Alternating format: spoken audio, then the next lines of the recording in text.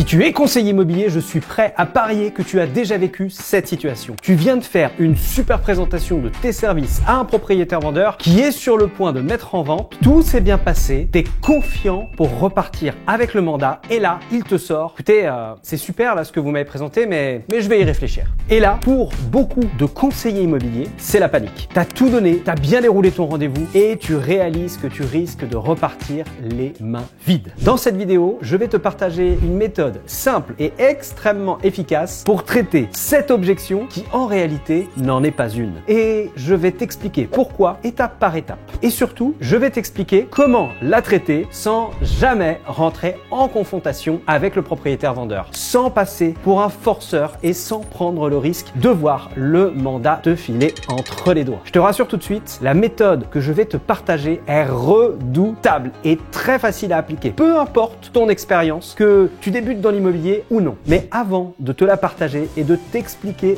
dans les moindres détails pourquoi elle est aussi efficace, je t'invite à télécharger gratuitement mon guide offert qui s'intitule « Comment anéantir les 5 objections les plus courantes des propriétaires vendeurs » dans lequel tu vas retrouver la méthode que je vais te présenter et surtout des scripts et des exemples concrets pour traiter les objections des propriétaires vendeurs. Tu as juste à cliquer sur le premier lien dans la description de la vidéo et renseigner tes informations pour le télécharger gratuitement. Si tu ne me connais pas déjà, je suis Cédric Laporte, le fondateur de Disrupteur Immobilier et cofondateur de Conseiller Influent que tu vois ici. Après avoir été conseiller immobilier A-Player en générant plus de 300 000 € de chiffre d'affaires hors taxe, j'ai décidé d'offrir tout ce qui a fait mon succès sur cette chaîne pour permettre à d'autres conseillers immobiliers comme toi de devenir de véritables A-Players sans sacrifier leur vie de famille. Aujourd'hui, je dirige ma propre agence immobilière. Pour m'aider à ton tour à faire progresser cette chaîne, je t'invite maintenant à mettre un like à cette vidéo et à t'abonner si ça n'est pas déjà fait pour être certain de recevoir mes nouveaux contenus. Revenons-en maintenant à cette fameuse objection « je dois réfléchir ». Le piège dans lequel tombe la majorité des conseillers immobiliers quand ils reçoivent cette objection, c'est de penser que c'est une vraie objection. Ils pensent vraiment que le propriétaire en face d'eux a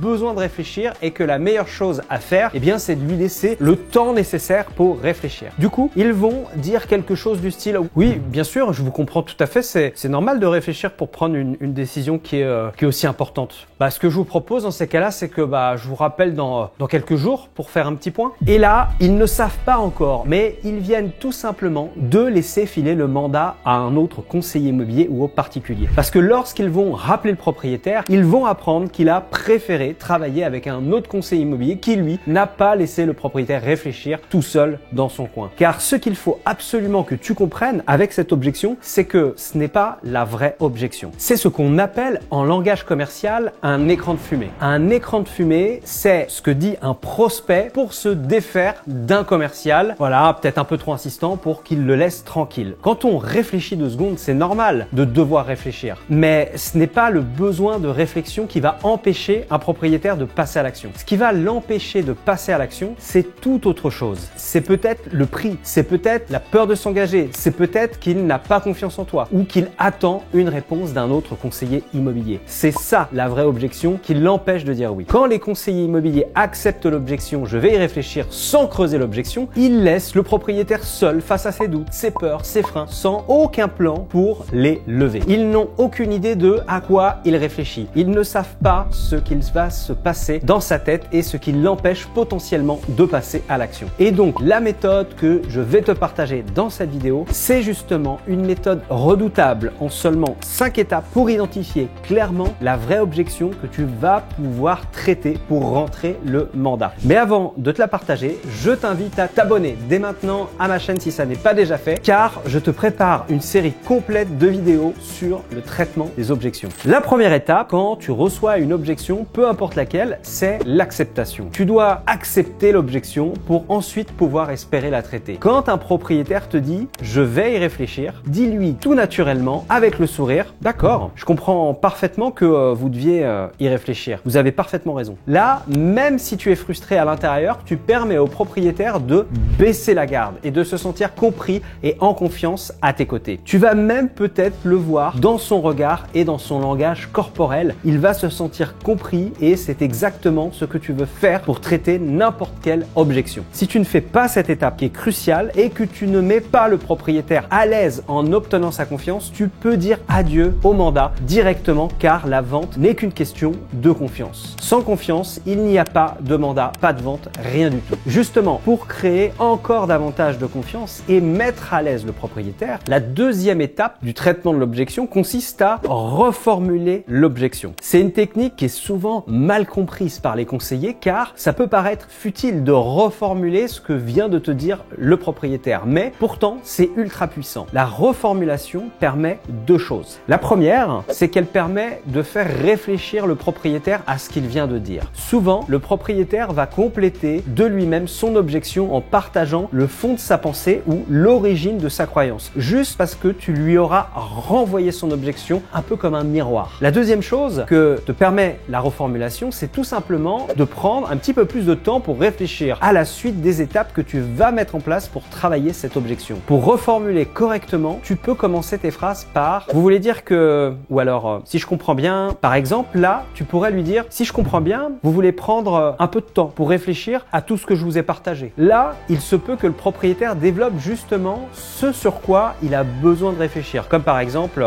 Bah écoutez, oui, j'ai besoin de réfléchir parce que hier j'ai reçu une estimation à 415 000 € et là vous me proposez 390, faut que je me pose pour comprendre d'où vient l'écart. Bingo! Tu sais maintenant quelle est la vraie objection. Il a besoin de réfléchir parce que la valeur de ton estimation est plus basse que celle d'un concurrent. Donc ici, tu dois traiter une objection du prix et pour ça, je te redirige tout de suite vers la vidéo complète que j'ai faite sur le traitement de l'objection. Votre estimation est trop basse. Là, dans cette vidéo, on va continuer comme si le propriétaire n'avait rien dit à part oui, il faut que je vois, j'ai besoin de prendre du temps avant de prendre une décision. Une fois la reformulation faite, on passe maintenant à l'étape numéro 3, la validation et l'empathie. L'objectif de cette étape est dans la continuité de la reformulation. C'est toujours de gagner la confiance du propriétaire en se connectant à lui et à ses émotions en faisant preuve d'empathie. Concrètement, on va faire comprendre au propriétaire qu'il a tout à fait raison, c'est normal, de prendre le temps de la réflexion et qu'on va justement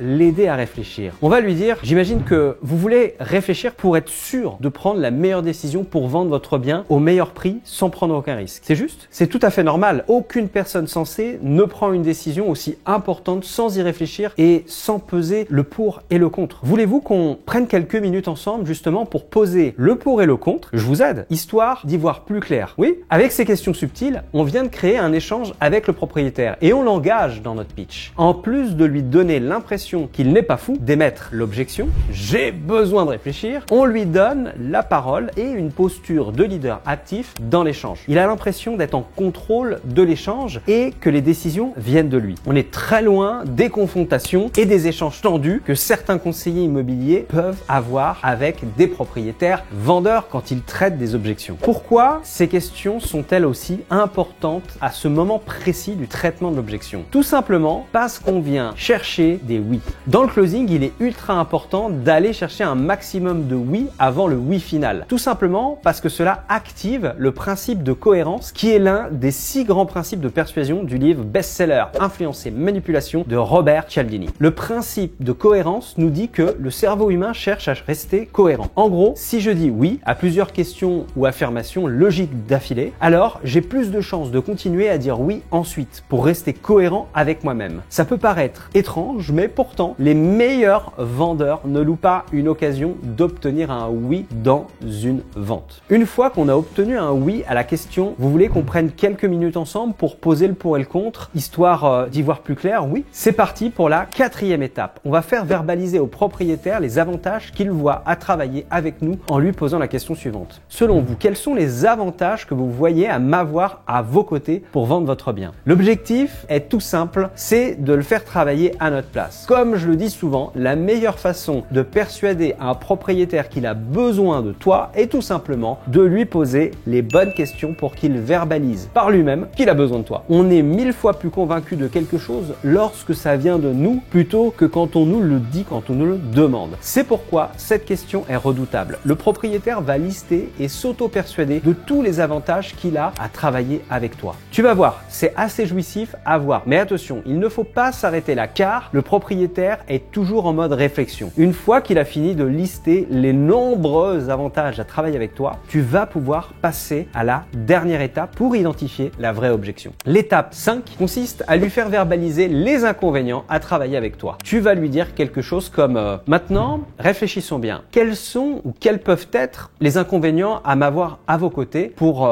vendre votre bien au meilleur prix? Et c'est là que la magie opère. Deux possibilités. Soit la liste des avantages était tellement longue qu'il s'est auto-persuadé qu'il y avait beaucoup trop d'avantages à travailler avec toi, auquel cas il peut se dire non mais en fait il y a beaucoup plus d'avantages à travailler ensemble, c'est vrai. Je pense qu'en travaillant avec vous, je vais pouvoir vendre rapidement mon bien au prix que je veux. Ça arrive dans 20% du temps, disons, le reste du temps, le propriétaire va te révéler la vraie objection. Par exemple, écoutez, le gros inconvénient que je vois, c'est votre commission. En travaillant avec vous, je perds 10 000 € sur mon prix de vente quand même. Bingo! Tu viens tout juste d'obtenir la vraie objection qui le bloque pour avancer avec toi. Et comme tu peux le voir, on est très loin du flou artistique de « j'ai besoin de réfléchir ». Ce qu'il faut que tu retiennes de cette vidéo, c'est que quand on te sort un écran de fumée comme « je vais réfléchir », ta seule et unique mission est de creuser en suivant la méthode en 5 étapes que je t'ai partagée dans cette vidéo pour découvrir la vraie objection. Une fois que tu as une vraie objection, tu vas pouvoir la traiter efficacement. Pour ça, tu as deux choses à faire. La première, eh bien, c'est tout simplement de télécharger gratuitement mon guide offert « Comment anéantir les 5 objections les plus courantes des propriétaires vendeurs » dans lequel tu vas retrouver le discours exact à utiliser pour traiter les 5 objections les plus courantes des propriétaires vendeurs. Tu as juste à cliquer sur le premier lien qui est dans la description de cette vidéo et de renseigner tes informations pour le recevoir gratuitement par mail. La deuxième, c'est de t'abonner à ma chaîne YouTube si ce n'est pas déjà fait et de regarder la série de vidéos que j'ai fait sur le traitement des objections. Tu as juste à cliquer sur le lien qui est dans la description de cette vidéo pour retrouver toutes mes vidéos tuto ultra concrètes pour traiter toutes les objections des propriétaires. Si tu ne trouves pas l'objection que tu veux, tu as juste à la laisser en commentaire